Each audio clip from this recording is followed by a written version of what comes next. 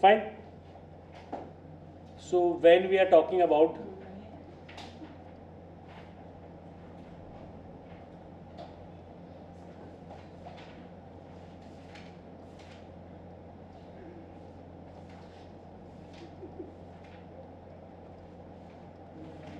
marginal costing, now please pay attention beta. The most important, I'll say, equation मानो आप, या तो formula मानो या तो फॉर्मेट मानो, अगर आपको क्लैरिटी है इसमें, sales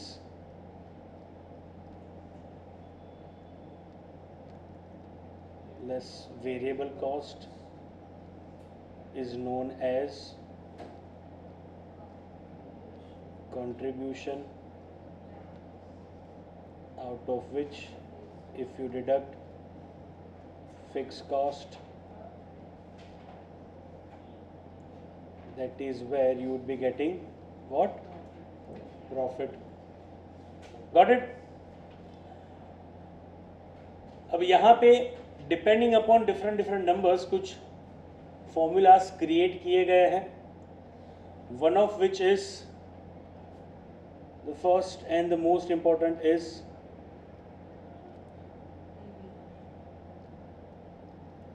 PV ratio. So PV ratio का फॉर्मूला क्या है, चलो कौन बताएगा? Contribution upon sales multiplied with 100. So ये एक फॉर्मूला है. दूसरा formula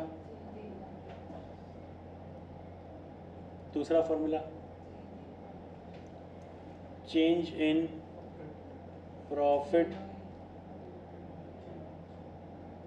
divide by change in sales into 100. Got it? समझ में आया कि नहीं समझ में आ रहा है?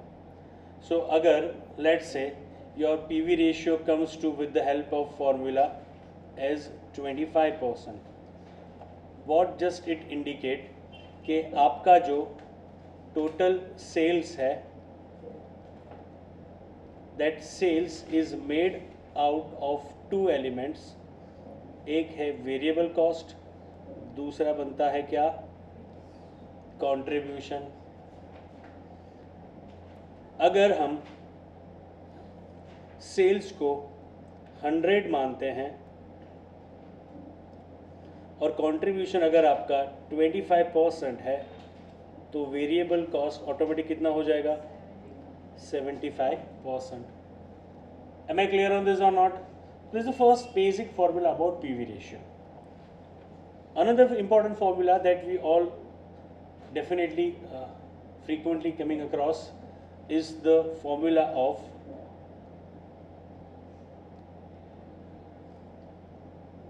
break-even point. Break-even point means it's a situation of no profit, no loss. It is a situation of no profit, no loss. So when we are saying it is a no profit, no loss, that means profit is equal to 0. Profit is equal to, that means we can say that our contribution is equal to fixed cost. तो जब आपका contribution is equal to fixed cost, your profit is going to be 0 because contribution is nothing but the contribution out of sales. Contribution is nothing but the contribution out of sales towards recovery of fixed cost. Towards recovery of fixed cost. तो आपने उतना ही contribute किया जितना आपका fix cost है, तो profit 0 होने वाला है. और कंट्रीब्यूशन या तो हो सकता है, अगर हम एब्सोल्यूट टर्म में ढूंढे तो ये कंट्रीब्यूशन हो सकता है कंट्रीब्यूशन पर यूनिट या तो रेशियो टर्म में ढूंढे तो उसे बोलते हैं क्या अपन, PV ratio. Am I clear or not? So therefore, if I need to find out break even point, I can find out break even point by using two different things. Outcome and the result also would be different. That break even point could be break even point in units, or that break even point could be break even point in amount. Basically, break even point is nothing but sales at zero profit. तो दोनों ही आपको sales की figure बताएंगे. यहां पे आपको जो answer मिलेगा वो मिलेगा किस में, क्वांटिटी में या तो यूनिट्स में. यहां पे जो आपको आंसर मिलेगा वो मिलेगा कहां पे, सेल्स इन अमाउंट मिलेगा. यहां पे आपको सेल्स इन क्वांटिटी या तो यूनिट्स मिलेगा. तो contribution can also be calculated on the basis of per unit, can be also calculated by using ratio. So we are also going to use the same thing. अगर मुझे break even point चाहिए, अगर मुझे break even point चाहिए units में, तो मुझे units ढूंढना पड़ेगा. break even point is equal to fixed cost divided by contribution per unit. अगर मुझे ब्रेक इवन पॉइंट चाहिए रुपीज में, तो यहां पे आएगा फिक्स कॉस्ट डिवाइड बाय क्या,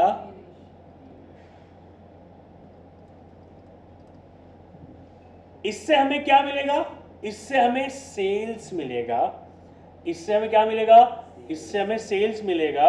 और उस सेल्स पे हमारा प्रॉफिट कितना होगा, क्योंकि हमें जीरो चाहिए था, हमें ब्रेक इवन पॉइंट ढूंढना था, हमें चाहिए ही जीरो था, तो जीरो वाला फिगर मिला. Am I clear or not? That means अगर मैं ये चाहता हूं कि मेरा प्रॉफिट जीरो हो और मैं अगर ढूंढ सकता हूं सेल्स कितना चाहिए, तो मैं डिजायर प्रॉफिट पे भी सेल्स ढूंढ सकता हूं. तो फिर same way the third point would be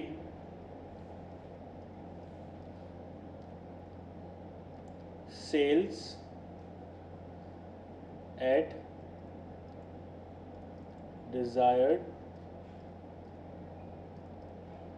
profit. Are you getting what I'm saying here? Last time warning. चले फोन उसका ले लो, उसका फोन ले ले, नहीं पीछे जान दो. सीरियसनेस की समझ में नहीं आती, एग्जाम में कितने दिन बचे हैं. Sales at desire level of profit.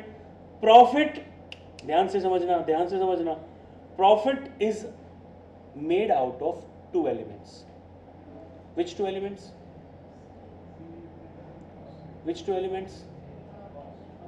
Profit कैसे हम ढूंढते हैं? It is a contribution.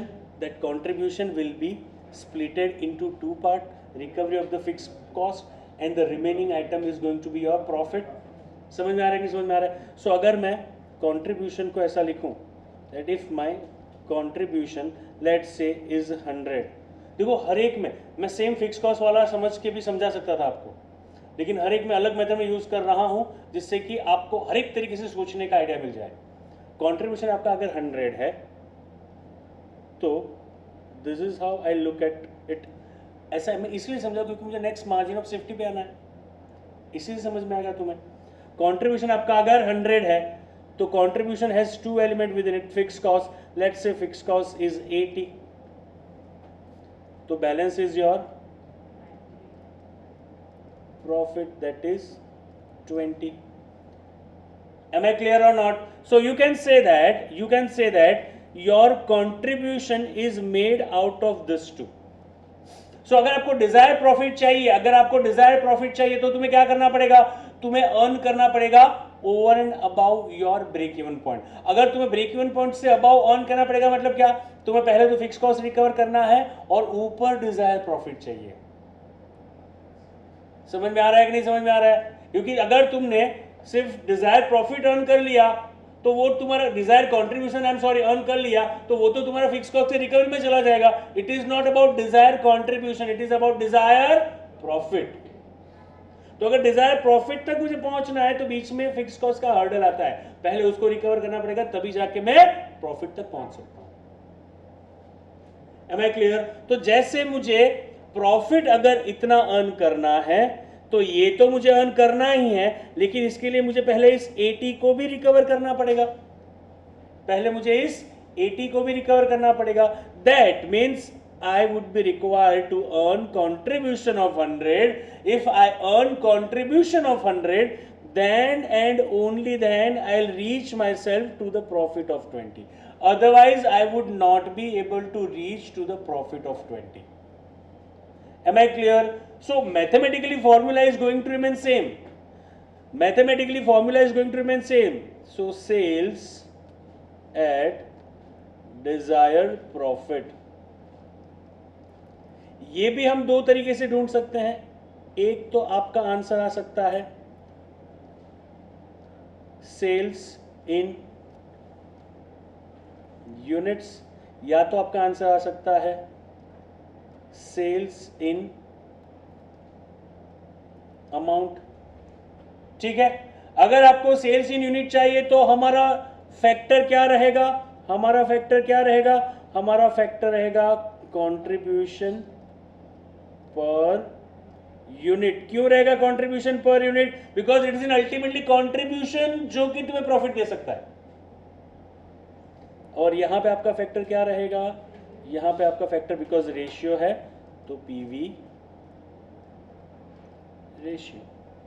Got it? So अगर हम फॉर्मूला को अगर इससे डिजाइन करें तो sales at desire profit is equal to, first profit से पहले मुझे फिक्स कॉस्ट को रिकवर करना पड़ेगा, उसमें को डिजायर प्रॉफिट को ऐड करना पड़ेगा और उसको डिवाइड करना पड़ेगा मुझे किससे, कंट्रीब्यूशन पर यूनिट से। उसको मुझे किससे डिवाइड करना पड़ेगा, कंट्रीब्यूशन पर यूनिट से मुझे डिवाइड करना पड़ेगा।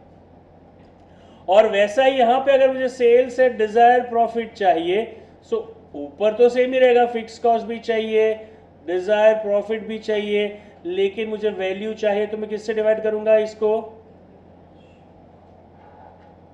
पीवी रेशियो से। Am I clear? Understood this?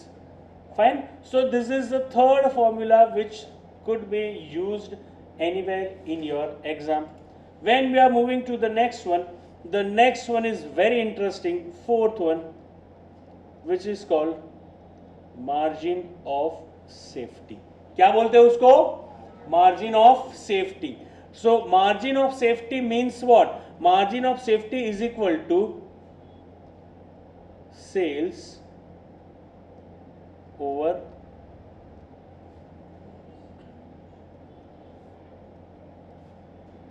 छोटा sentence, beyond break even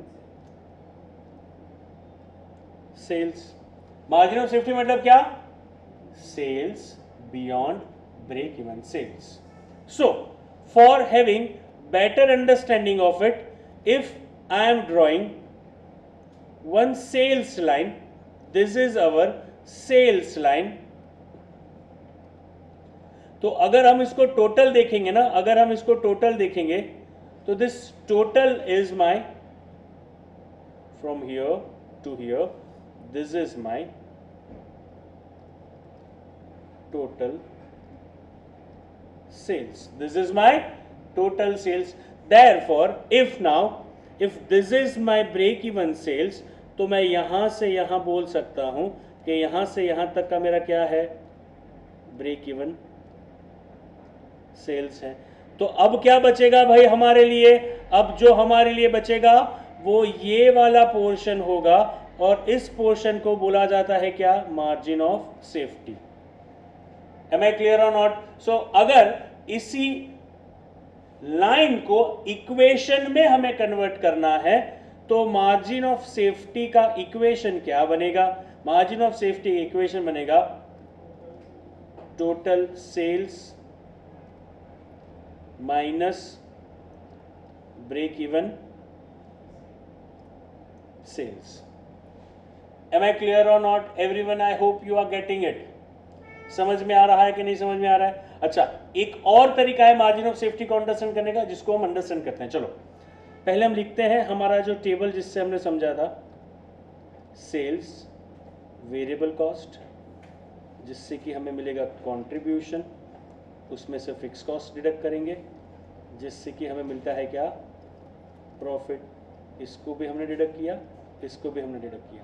So let's understand, if this is 10,000, this is let's say 6,000, that means we have generated a contribution of 4,000.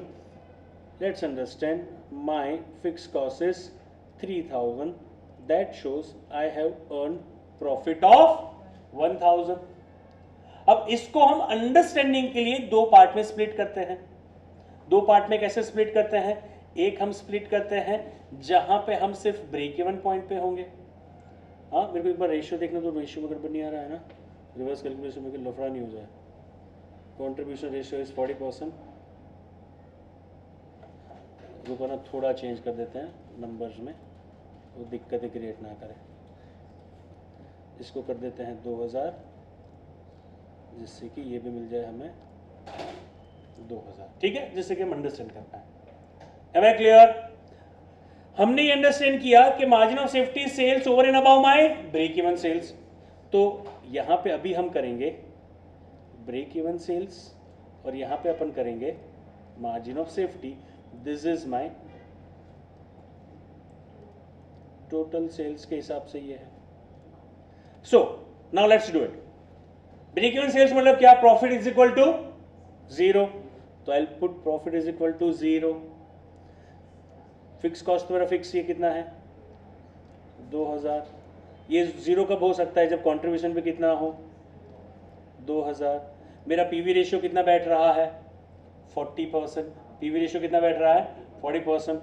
तो मैंने sales कितना किया होगा बताओ, रिवर्स कैलकुलेट कर से. 2000 डिवाइड बाई 40%. हाँ, दैट गिव्स यू 5000. तो दिस मस्ट बी 3000. समझ में आया? अच्छा, ब्रेक इवन सेल्स पे तुम्हारा फिक्स कॉस्ट पूरा रिकवर हो गया. ब्रेक इवन सेल्स पे तुम्हारा फिक्स कॉस्ट पूरा रिकवर हो गया. मार्जिन ऑफ सेफ्टी पे कैसे बिहेव करेगा ये? मार्जिन ऑफ सेफ्टी क्या होगा? Total sales minus break even sales किया हमने, तो यहां से पहले इक्वेशन से हमें पता चला 5000 बचेगा. वेरिएबल कॉस्ट तो अपने नॉर्मल बिहेवियर से बिहेव करेगा. हमने कंट्रीब्यूशन कितना जनरेट किया? 2000 का. अब फिक्स कॉस्ट है क्या कोई रिकवर करने के लिए? नहीं, क्योंकि वो फिक्स कॉस्ट तो हमने ब्रेक इवन सेल्स तक ही पूरा रिकवर कर दिया. तो क्या मिला हमें? 2000 का profit.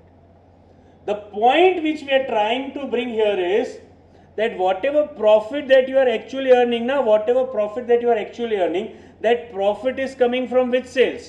That profit is coming from margin of safety. The most important relation that you need to understand, that here your profit is equal to contribution. Both are same. Now why this is relevant to us? Because we have already established a relationship between contribution to sales. यहाँ पे हमने already एक relation establish किया हुआ है in the name of PV ratio. In the name of PV ratio. भाई यार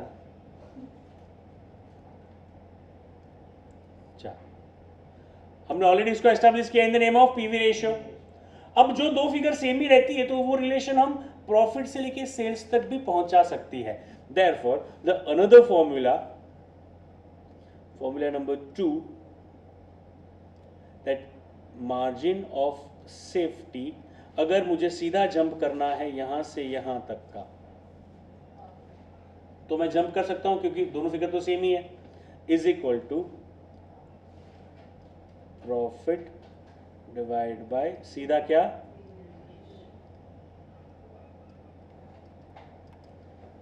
M I clear और नॉट, अंडरस्टूड है कि नहीं अंडरस्टूड है, समझ में आया?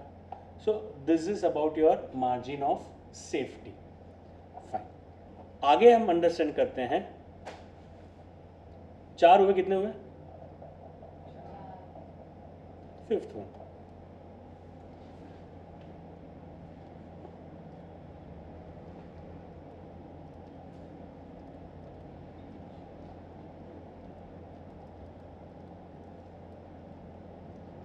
Shutdown point. Am I clear? Shutdown point का मतलब क्या होता है? आपको वो वाला सेल्स ढूंढना है, आपको वो वाला सेल्स ढूंढना है जिसके नीचे अगर उतनी क्वांटिटी या उतना सेल्स आप अचीव नहीं कर पाए तो उसके नीचे आपको क्या कर देना चाहिए? आपको अपना यूनिट बंद कर देना चाहिए, शट डाउन कर देना चाहिए। एम आई क्लियर और नॉट? समझ में आ रहा है कि नहीं समझ में आ रहा है? इसके लिए हमें कंपेयर करना पड़ेगा कि भाई लॉस सिचुएशन में क्या हो रहा है। सो एक सिनारियो लेते हैं वापस से, जहां पे हम sales, variable cost, contribution, fix cost, profit या तो लॉस, इन दोनों को हम डिडक्ट करते हैं। सेल्स रखते हैं 100, वेरिएबल कॉस्ट रखते हैं 8000, ठीक है, जिससे कि हमारा कंट्रीब्यूशन जनरेट होगा कितना? 2000। हम फिक्स कॉस्ट इनकर कर रहे हैं 4000, जिससे कि हमें 2000 का क्या हुआ? लॉस हुआ। हम ये सोच रहे हैं कि हमें ये यूनिट बंद कर देना चाहिए। सबसे पहले फिक्स कॉस्ट कब आपको इनकर होता है, आपको उसका नेचर समझना पड़ेगा। Fix cost is a cost for making facilities available in a working condition. Fix cost means what? Cost for making that facility available in a working condition. So अगर आपको अपनी फैसिलिटी वर्किंग कंडीशन में available रखनी है, अगर आपको अपनी facility working condition में अवेलेबल रखनी है तो आपको इतना कॉस्ट इनकर करना पड़ेगा। लेकिन अगर आप चाहते हो कि आपकी फैक्ट्री बंद कर दो, तो फैक्ट्री बंद कर देने से भी, फैक्ट्री बंद कर देने से भी आपकी कॉस्ट जीरो नहीं हो जाएगी। आपका म्यूनिसिपल रेंट आएगा, आपको सिक्योरिटी गार्ड्स रखने पड़ेंगे। So there is something called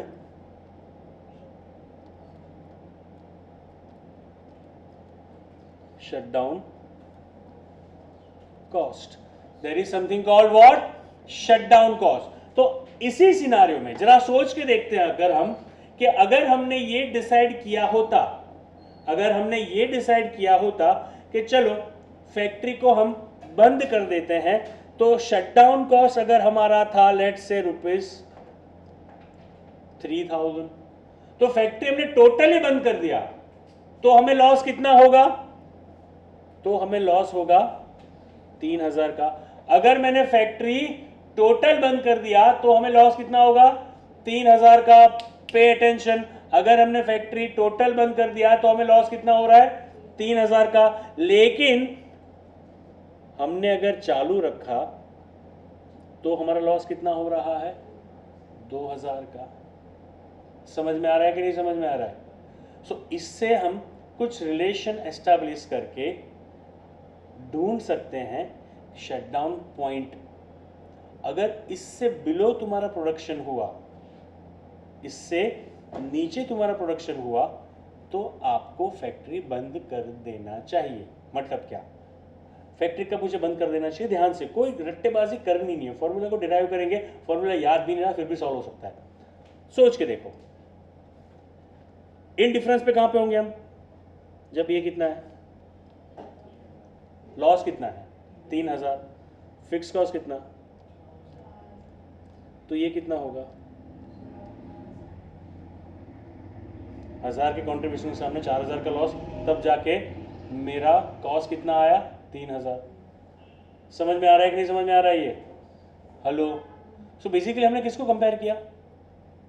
किसको कंपेयर किया? हमने कंपेयर किया हमारे शटडाउन पॉइंट को with this contribution which we are generating. So far as I am generating a contribution which is able to recover at least my shutdown cost, तब तक चालू रखो. लेकिन वो भी नहीं तुम कर सकते हो contribution towards recovery of your shutdown cost, तो तुम्हें बंद ही कर देना चाहिए.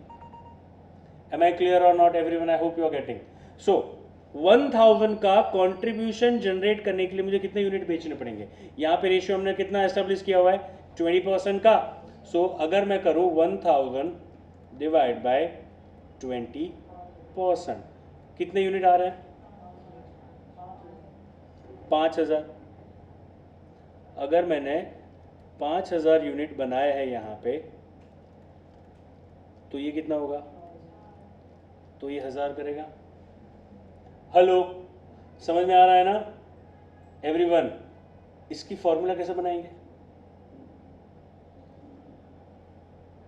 तुम्हें बेसिकली क्या रिकवर करना है? डिफरेंस क्या रिकवर करना है?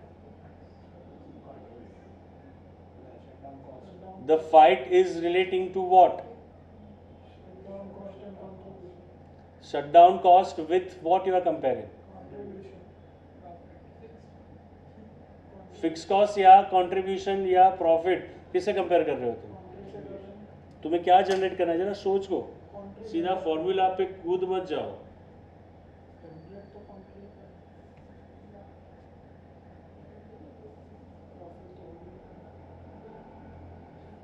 देखो अब जरा मैं जो बोल रहा हूं, मैं जो फॉर्मूला लिख रहा हूं उसको जरा देखो. Fix cost minus shutdown cost, ठीक है? कितना आ रहा है ये? 4000 माइनस 3000, ठीक है? कितना? 1000. इसी की तो फाइट है ना. हेलो, इसी का तो हमने सेल्स ढूंढा. डिवाइड बाय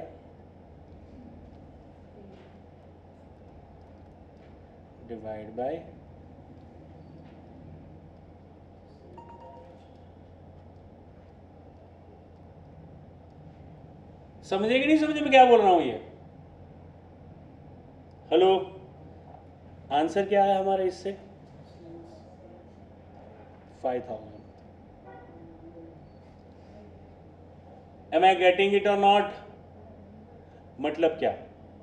अगर मेरा सेल्स, अब इसको कंक्लूड करते हैं, अगर मेरा सेल्स 3 लेवल पे है, एक है लेस देन 5000, एक है इक्वल टू 5000.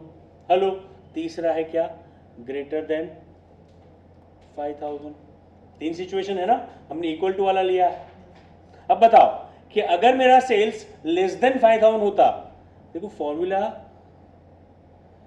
मिल गई, लेकिन अंडरस्टैंडिंग के बाद कंक्लूड नहीं कर पाया, तो मतलब क्या उसका? अच्छा, यहां पे मैंने पीवी रेशियो लिया है, यहां पे कंट्रीब्यूशन पर यूनिट भी हो सकता है, यहां यूनिट में आंसर मिलेंगे आपको, लेकिन अंडरस्टैंडिंग तो सेम ही रहेगा. अगर आप 5000 का भी सेल्स जनरेट नहीं कर पा रहे,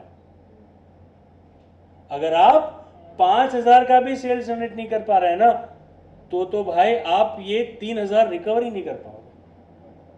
अब जरा सोच के देखो ना, अगर मैंने यहां पे सेल्स किया है 1000 का, 1000 के सेल्स के सामने मेरा कंट्रीब्यूशन 20% के हिसाब से कितना आएगा? 200 रुपया. फिक्स कॉस्ट कितनी रिकवर करनी है? 4000. तो लॉस कितना हुआ? 3800. उससे तो बंद कर देते 3000 ही होता. सो अगर मैंने 5000 से सेल्स कम किया है, what is beneficial?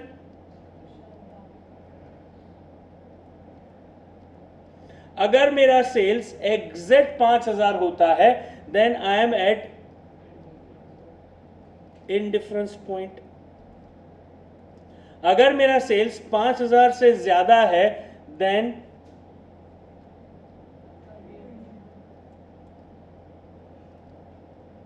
Continue with I'll say production. Am I clear? Understood है ये? तो किसी भी सेंस में ना लॉजिक बंद नहीं होना चाहिए हमारा. सो जो 2 फॉर्मूला हमने डिराइव किए ना, वो 2 फॉर्मूले में सीधा यहां पे लिखता हूं. एक लिखता हूं इन अमाउंट एक लिखता हूं इन यूनिट्स, ठीक है। अमाउंट वाली फॉर्मूला क्या हो जाएगी बताओ, चलो अभी लिखा हमने, fix cost divide minus sorry shutdown cost divide by PV ratio. दूसरा fix cost divide minus sorry shutdown cost divided by contribution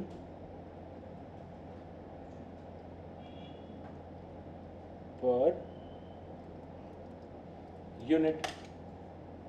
Understood everyone? Any doubt, any confusion on this? I have not came across any question relating to indifference point in your module, so therefore I am not explaining it as of now. Change in a fixed cost divided by change in a variable cost. हाँ class में हम पागल हो गए थे, set नहीं हो रहा था बोला एक बार। Change in the fix cost, हाँ रेशियो इन प्रोपोर्शनेट हो गया था। Change in the fix cost divide by change in the variable cost, ठीक है, लेकिन वो मेरे को कहीं दिखा नहीं है, so I am not bringing it. This is the prima facie requirement which you need to understand. अच्छा, मार्जिनल कॉस्टिंग में नॉर्मली हम जब भी कोई डिसीजन लेते हैं, हेलो, मार्जिनल कॉस्टिंग में जब नॉर्मली हम कोई भी डिसीजन लेते हैं, so how this is what you need to understand.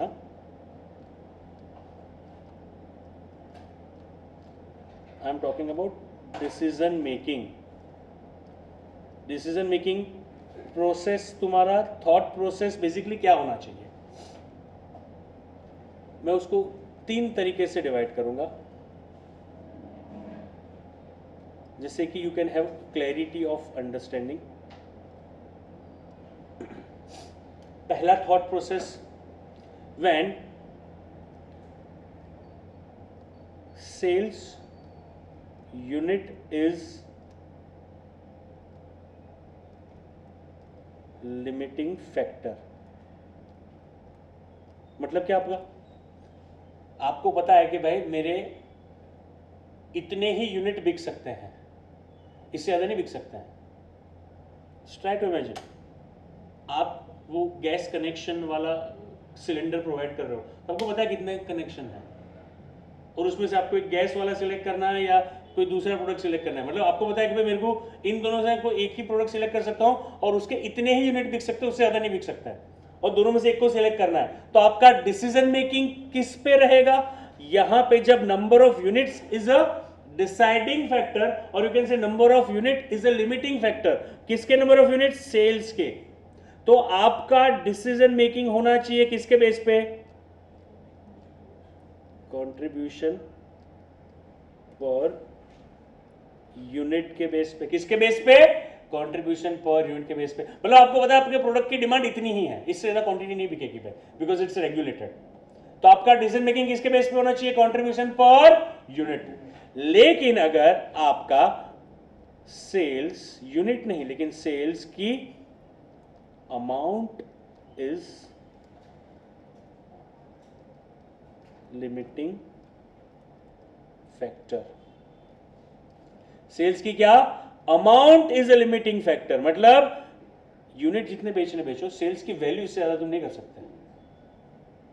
जैसे ना हमारे कंपोजिशन में लिमिट इतना टर्नओवर, तो ही कंपोजिशन में रहोगे, तो वैल्यू वहां लिमिटिंग फैक्टर हुआ ना। Are you getting not?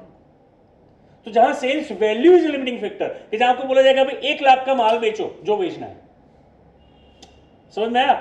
पहले वाले में क्या बोला तुम्हें, 1 लाख यूनिट बेचो जो बेचना है। दूसरे वाले में मैं क्या बोल रहा हूं, 1 लाख का वैल्यू के गुड्स बेचो जितने जो बेचना है। तो वहां मेरा डिसाइडिंग फैक्टर क्या होगा पता है, बताओ?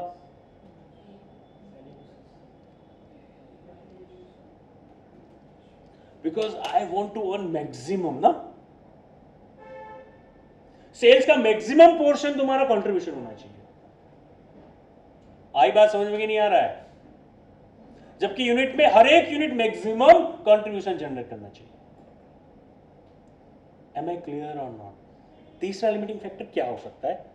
तीसरा लिमिटिंग फैक्टर हो सकता है शायद मटेरियल, शायद लेबर आवर्स, शायद मशीन आवर्स, और any other.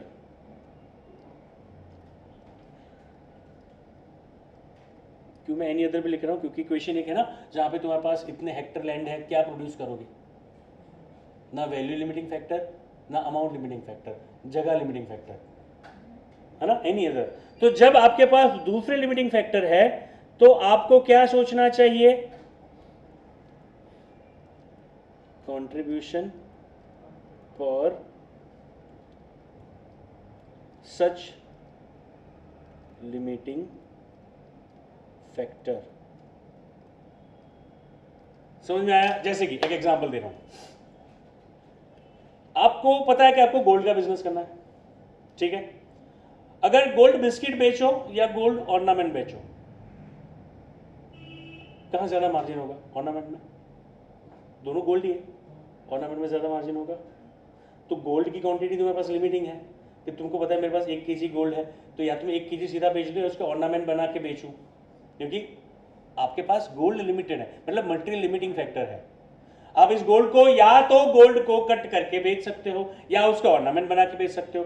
Basically ornament is मतलब quantity of material is a limiting factor. तो आपको उन दोनों में से वो सिलेक्ट करना चाहिए ना जहां every gram of gold is generating more profit. Gold bar बेचो तो every gram of gold is generating how much profit, and every gram in ornament is generating how much profit.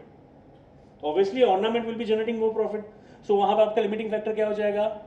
Contribution. Profit, when I'm saying it is in contribution, it means contribution per kg, contribution per unit of raw material, contribution per liter of raw material, contribution per meter of raw, whatever it is, whatever could be the unit of measurement. लेकिन अगर आपके पास ऐसा है कि भाई मेरे पास ना, जैसे कि मेरे पास 24 आवर्स ही है, labour is a limiting factor, और मेरे पास किसी एक फैकल्टी के, मतलब लाला जी सर के फॉर एग्जांपल, दिन में वो 6 घंटे ही पढ़ा सकते हैं। सोचना, this is what we apply. He is one of my premium teacher.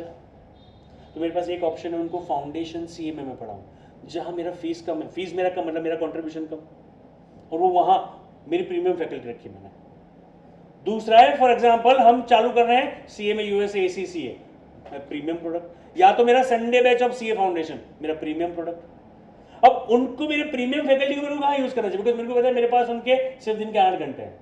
तो लो कंट्रीब्यूशन वाले में कर रहा हूँ या हाई कंट्रीब्यूशन में? तो जहां लाला जी सर सबसे ज्यादा कंट्रीब्यूशन पर आवर उनका मुझे जनरेट कर पाए, मैं उनको वहां यूज करूंगा। So this are not the things which we are using academic only. I do apply this. तुम्हारा बजट हो गया, मार्जिनल कॉस्टिंग हो गया, सर्विस सेक्टर कॉस्टिंग हो गया, we need to apply this. Capital budgeting हो गया, वर्किंग कैपिटल मैनेजमेंट हो गया, जीएसटी हो गया, इनका, this are real life chapters, you need to apply, otherwise you would be in a difficult situation. So वहां पे तुम्हारा डिसीजन मेकिंग कैसे हो जाएगा? कंट्रीब्यूशन पर लेबर आवर। वैसे ही कोई मशीन है जो 24 घंटे में से 10 घंटे काम कर सकती है, तो तुम साल में उसको 2000 घंटे यूज कर सकते हो, तो तुम्हें किसके लिए यूज करना चाहिए? वहां यूज करना चाहिए जहां वो मशीन सबसे ज्यादा कंट्रीब्यूशन जनरेट कर पाए। सो वहां तुम्हारा डिसीजन मेकिंग कैसे हो जाएगा? कंट्रीब्यूशन पर मशीन आवर। जैसे तुम्हारे पास एनी अदर में आएगा, एक लैंड है, अब उस लैंड पे तुम चाहो तो घास उगा सकते हो, उस लैंड पे अगर तुम चाहो तो केसर उगा सकते हो, दोनों के लिए वो प्रॉपर लैंड है। तो क्या उगाना चाहिए? Every hectare generating higher contribution. मतलब केले उगाओ, एप्पल उगाओ, तो क्या उगाओ? एप्पल उगाओ ना, because it will generate more contribution per hectare, पर limiting factor. Am I clear or not? So ये decision making point of view से आपका ये चैप्टर इंपॉर्टेंट बनता है कि आप जब डिसीजन मेकिंग करो, जब भी लिमिटिंग फैक्टर आ रहा है, तो this is what your thought process should have been. Am I clear? So these are the revisions relating to marginal costing. इसके अलावा आपको डिसीजन मेकिंग में बहुत बार ये भी डिसीजन मेकिंग लेना हो सकता है, मेक और बाय, एक्सपोर्ट करें कि ना करें, कम प्राइस पे किसी को बेचे कि ना बेचे। वहाँ आपको 2 चीज़ें ध्यान में रखनी हो सकती है, relevant cost and irrelevant cost. Some cost are irrelevant cost, already incurred cost are irrelevant cost. Decision making is for a future, and when we are talking about decision making for a future, future could be short term, future could be long term. If the future is a short term, it is your marginal costing, under costing. If the future is a long term, it is your capital budgeting in FM. Actually, समझ में आ रहा है कि नहीं समझ में आ रहा है? वही तो हो रहा है। because there you are considering time value of money also. Here you need not record it because the things are getting settled within 1 year. Immediate decision making. That is a future for a long term decision making. Understood? So this is the formula lecture of marginal costing.